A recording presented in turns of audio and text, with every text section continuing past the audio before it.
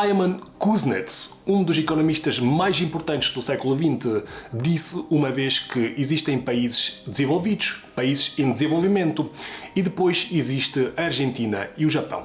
De facto, passado tanto tempo, vivendo já no século seguinte, nós temos que dar razão. Porque sempre que olhamos para o caso da Argentina, parece que existe uma maldição económica qualquer associada a este país. A Argentina, em 200 anos de independência, passou por 9 episódios de incumprimento da dívida, ou o chamado default. A Argentina é hoje um dos países do mundo com maior dívida externa em proporção ao seu PIB. Antes da tomada de posse do Milei em dezembro de 2023, a Argentina era o país com a taxa de inflação mais alta do mundo. Se estiverem em pé agora, sentem-se, 211%. Mais de 40% dos argentinos viviam abaixo do limiar de pobreza e mais de 10% viviam em condições de pobreza extrema. Num país onde os preços disparam, onde os salários desvalorizam, onde as pessoas estão cansadas da instabilidade e da insegurança económica, aparece um presidente com uma motosserra na mão e promete, através de uma ideia inovadora, resolver todos os problemas argentinos. E nós hoje, em vez de olharmos apenas para o embrulho bonito dessa ideia, vamos rasgar esse embrulho, vamos abrir a caixa, vamos olhar para dentro dela para perceber o que é que são essas ideias, de onde é que elas vêm, e vamos, como sempre, com base em números, em dados e, sobretudo, com base numa análise racional, avaliar a situação económica na Argentina antes e depois da tomada de posse de Javier Milei.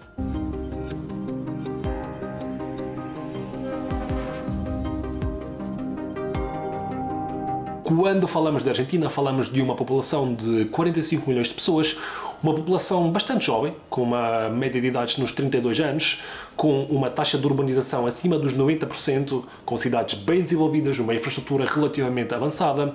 Falamos de um país muito rico em recursos naturais, desde o gás natural ao petróleo e aos metais preciosos.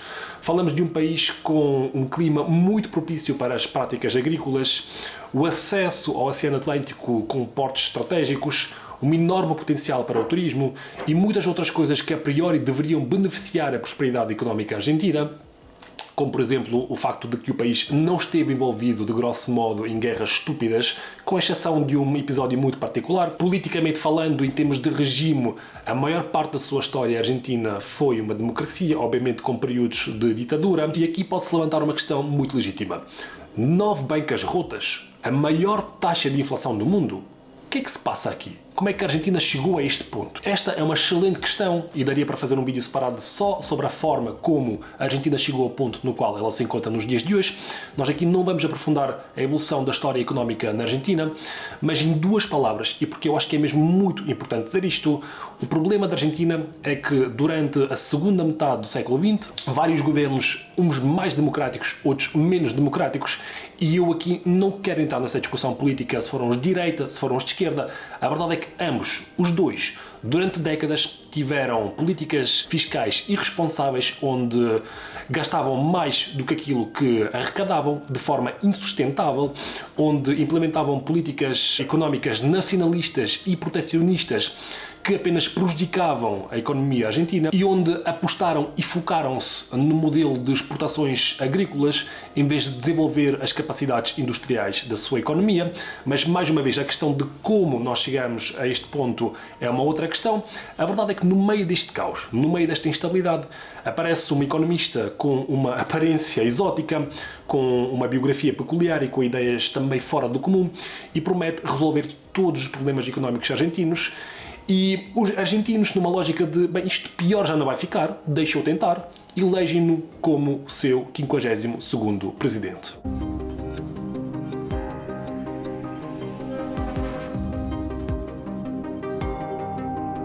Substituição do peso argentino pelo dólar americano como moeda nacional, aquilo que é chamado de dolarização da economia, e abolição do Banco Central Argentino. Estas foram as propostas, as ideias mais polémicas do Milei para acabar com o caos económico na Argentina. E qual é a ideia por detrás disto? Como já vos tinha dito, a Argentina teve durante vários anos déficits orçamentais significativos que tinham de ser financiados de alguma forma, e a solução mais frequente que os governos argentinos encontraram foi imprimir dinheiro. E vocês já sabem, quando se emite moeda, uma das consequências é o aumento da inflação, e o Milei olha para isto tudo e diz assim: acabar com o peso argentino, trocá-lo pelo dólar americano e acabar com o Banco Central Argentino é uma forma de retirar ao governo argentino / Banco Central Argentino a possibilidade de imprimir moeda para cobrir esses déficits, o que por sua vez vai fazer a inflação abrandar. Porque quem imprime o dólar é a Reserva Federal Americana. Guardem esta ideia, nós já vamos mexer nela melhor daqui a pouco. A par destas propostas mais polémicas, o Milei também propôs várias outras coisas que não são assim tão novas quanto isso, como por exemplo as privatizações das empresas estatais, a liberalização do mercado de trabalho, a abertura total da economia argentina, cortar subsídios, reduzir a máquina política ao essencial, extinguir vários ministérios, incluindo o da educação, da saúde, da cultura, do ambiente, porque para ele o Estado tem que sair da vida das pessoas e deixar que o mercado resolva as coisas. Tudo isto tem a sua origem numa forma de pensamento económico chamado anarcocapitalismo ou libertarismo, e o Milei tornou-se o primeiro presidente de um Estado defensor dessas ideias. O que é que estes libertários defendem? Para os libertários, o direito fundamental de uma pessoa é a liberdade de qualquer tipo de intromissão, quer sobre a sua pessoa, quer sobre a sua propriedade.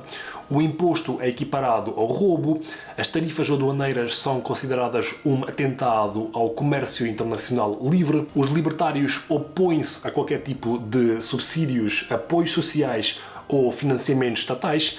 Para eles, ajudar uma empresa fraca é, na verdade, perturbar o equilíbrio económico, porque uma empresa forte vai sobreviver por si só e uma empresa fraca não é necessária de todo.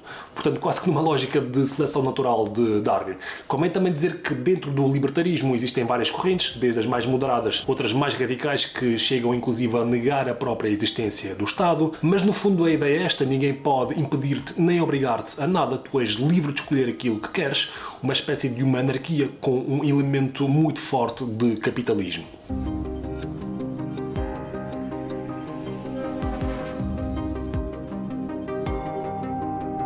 Portanto, pegando agora em todas estas ideias libertárias e avaliando o primeiro ano de presidência de Javier Milei, vamos responder a questão que verdadeiramente interessa: se isto tudo funciona ou não. E a verdade é que se nós pegarmos em alguns indicadores macroeconómicos, temos a seguinte imagem. Em dezembro de 2023, quando o Milei tomou a posse, a inflação argentina, como eu disse, estava nos 211%, e uma das bandeiras da campanha eleitoral do Milei era de facto essa luta contra a inflação.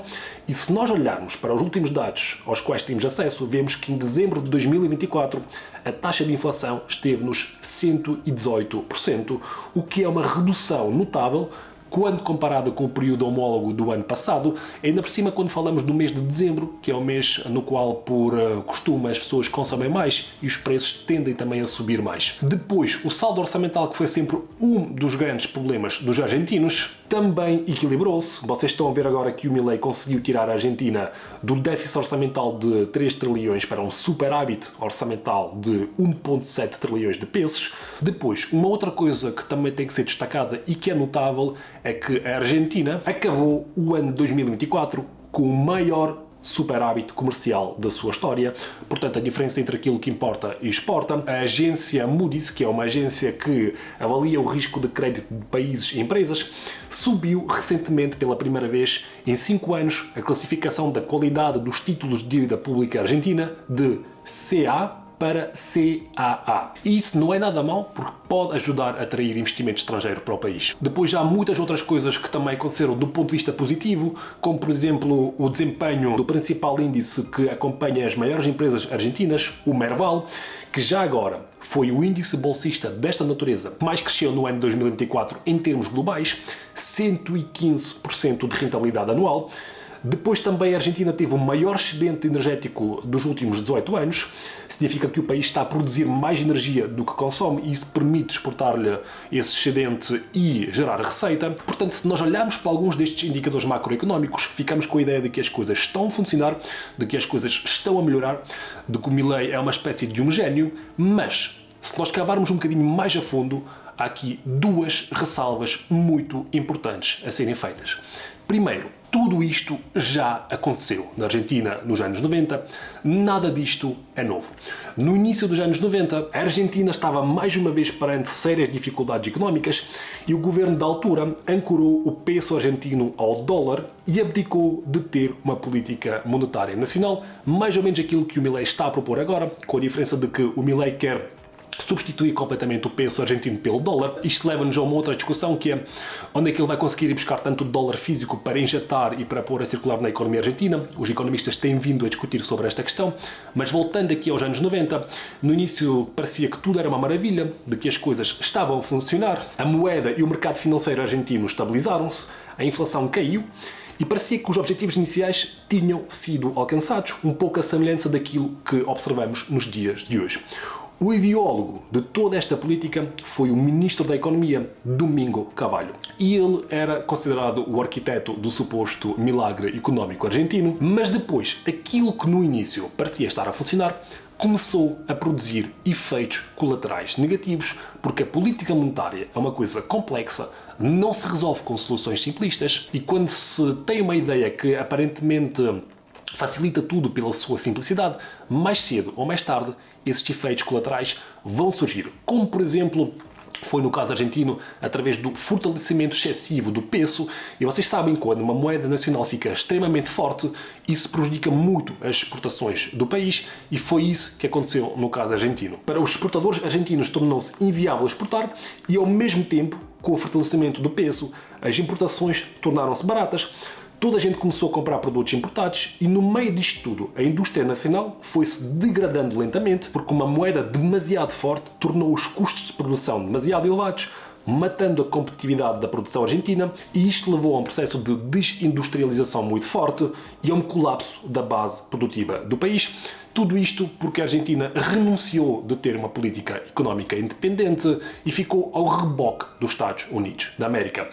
Os Estados Unidos emitem dólar, têm a sua política monetária conforme os seus interesses, mas aquilo que é bom para os Estados Unidos da América não tem que ser necessariamente bom para a Argentina, porque são economias completamente diferentes. De resto, é verdade que há economias que vinculam a sua moeda ao euro ou ao dólar, mas por regra, por norma, são economias pequenas, onde pode não haver a necessidade da existência de uma política monetária independente. Mas a Argentina não é um país pequeno, a Argentina é um país grande, o 22º maior do mundo em termos de PIB nominal. Portanto, resumindo e concluindo, tudo isto acabou por colapsar, culminando em mais um default argentino, e o arquiteto e o herói dos anos 90, Domingo Cavallo, nunca mais teve qualquer papel na política económica do seu país. Portanto, isto era o primeiro ponto que eu queria ressalvar. Segundo, vocês podem chamar a minha atenção e dizer o seguinte: os anos 90 são os anos 90, hoje é o presente. E no presente, o Milei já conseguiu reduzir a inflação, equilibrar o saldo orçamental, levar a balança comercial a níveis históricos e muitas outras coisas. Tudo verdade, mas aqui a principal pergunta é a que custo é que ele está a fazê-lo, e eu convido-vos a todos agora a olharem comigo para esse custo. O superávit orçamental que o Milei conseguiu é relativamente fácil de perceber, e ele acontece por causa do corte de 26% que ele fez na despesa pública.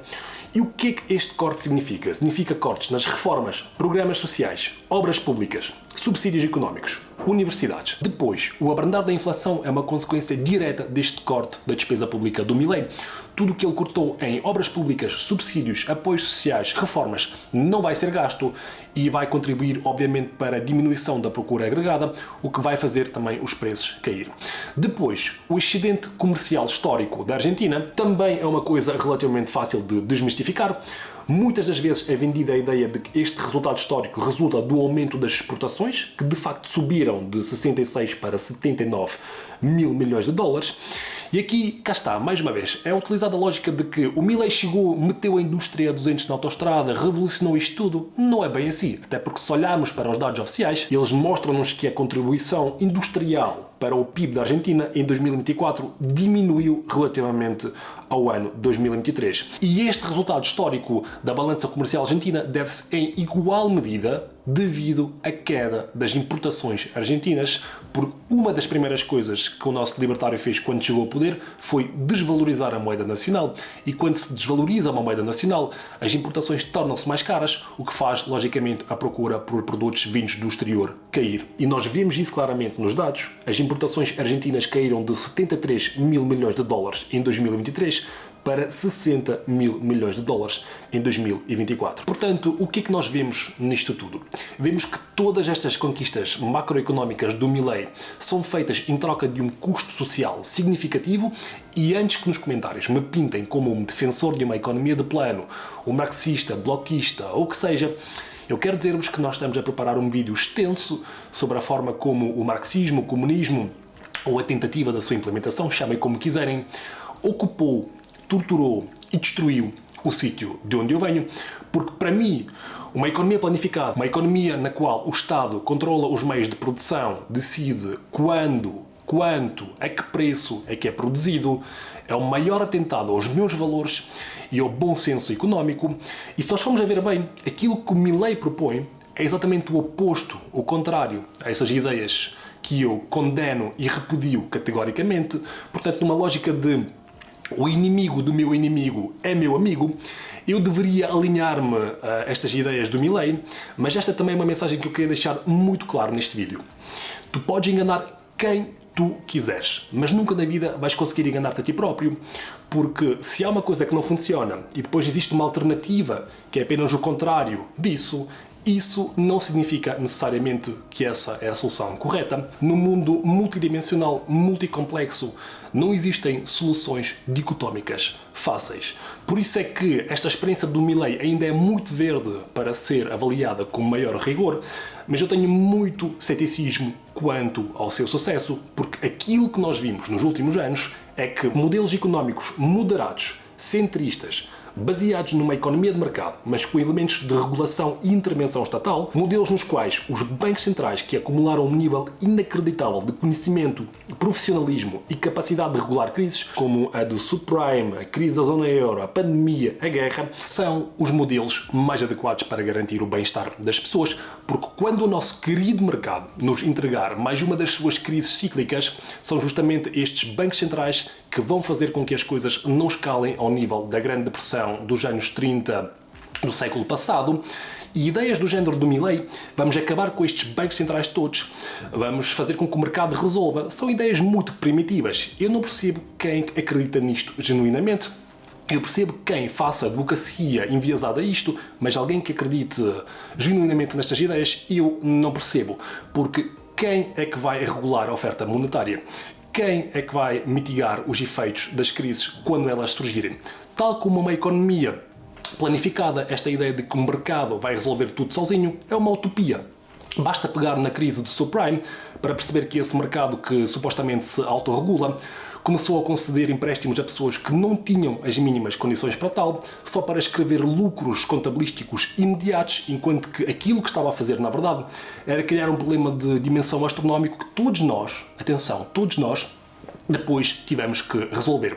Eu não sei qual é que vai ser o futuro da Argentina, vou continuar a acompanhar esta situação e esta experiência do Milei. Se vocês gostam deste tipo de coisas, amigos, fiquem atentos, e a melhor forma de o fazerem é seguirem nas redes sociais. Até já!